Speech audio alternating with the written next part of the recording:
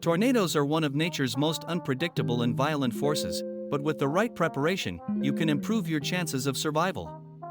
Here's what to do before, during, and after a tornado strikes. Preparation is key. Learn the telltale signs of an approaching tornado, such as dark, greenish skies, a large, low-lying cloud, and an intense roaring sound. Stay connected to local weather reports or apps that alert you when a tornado watch or warning is issued.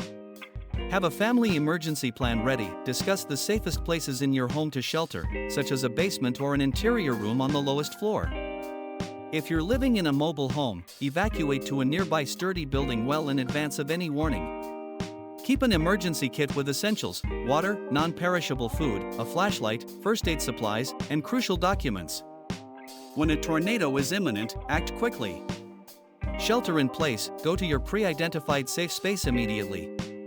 If you live in an area without basements, opt for a room in the center of the house, away from windows. Avoid large open spaces like gyms or auditoriums. If you're caught outdoors or in your vehicle, do not try to outrun the tornado.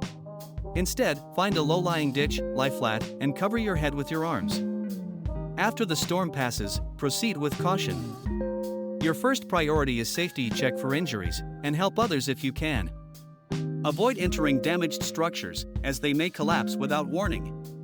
If your home is damaged, turn off utilities like gas and electricity to prevent further danger.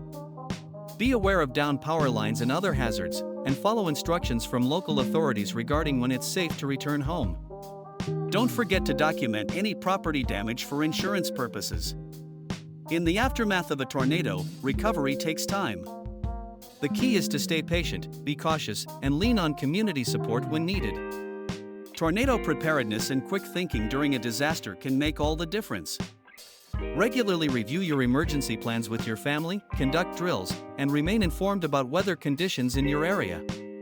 It's this preparedness that can ultimately save lives.